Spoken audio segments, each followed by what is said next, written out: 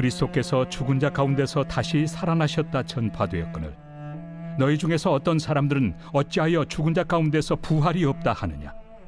만일 죽은 자의 부활이 없으면 그리스도도 다시 살아나지 못하셨으리라. 그리스도께서 만일 다시 살아나지 못하셨으면 우리가 전파하는 것도 헛것이요 또 너희 믿음도 헛것이며 또 우리가 하나님의 거짓 증인으로 발견되리니 우리가 하나님이 그리스도를 다시 살리셨다고 증언하였습니다. 만일 죽은 자가 다시 살아나는 일이 없으면 하나님이 그리스도를 다시 살리지 아니하셨으리라.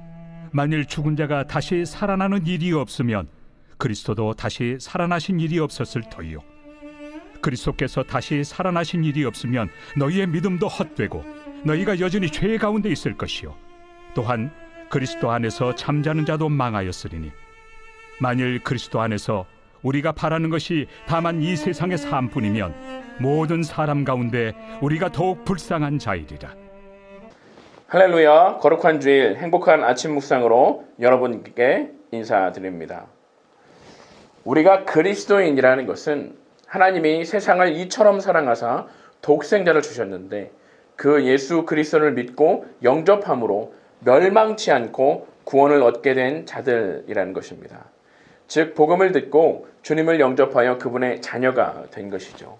이 복음은요, 두 가지의 분명한 기둥을 가지고 있습니다. 그것은 십자가와 부활인 것이죠.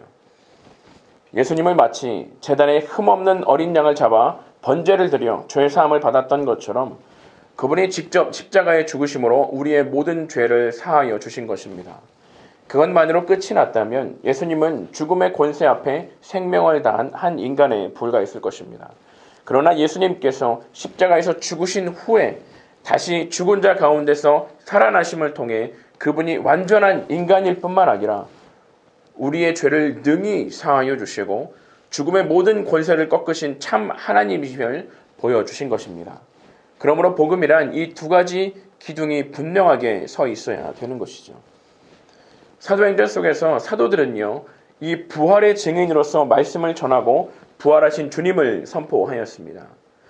부활의 능력에 힘입어 천국 소망을 가지고 죽음도 두려워하지 않고 주를 위해 살아갔던 것이죠. 사도 바울 역시도 부활하신 주님을 만남으로 그분의 증인된 삶을 살아갔습니다. 부활이야말로 복음의 핵심이었던 것이죠.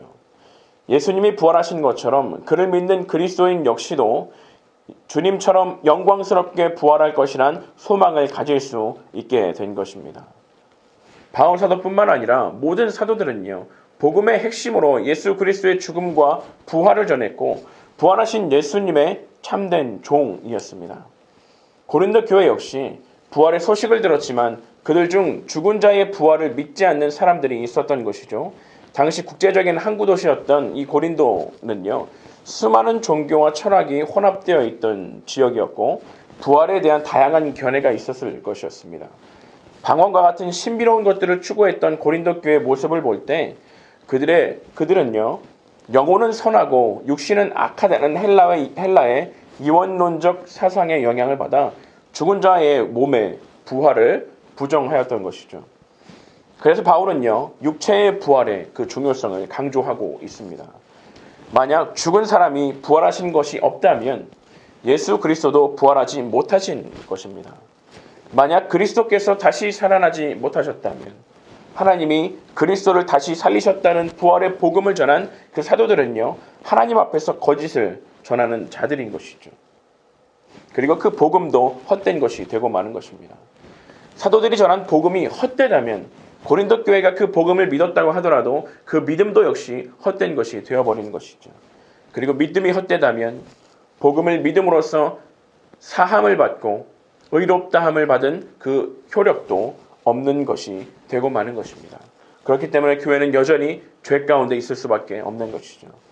부활이 없다면 장차 다시 부활해서 하나님 나라의 영광을 누릴 것을 기대하고 그리스도 안에서 죽은 성도들의 소망도 헛된 것이며 그들은 이미 심판을 받아 망하게 된 것입니다.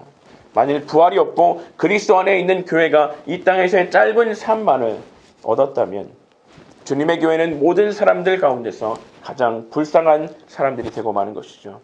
사도들을 비롯한 성도들은요, 부활의 소망과 함께 이 땅에서 누릴 수 있는 안정적이고 풍요로운 삶을 기꺼이 포기하였고 그리스도의 부활의 증인이라는 이유만으로 수많은 핍박을 받은 사람들이었기 때문인 것입니다. 그러므로 부활이 있기에 우리의 신앙과 믿음이 참된 것이 되는 것입니다.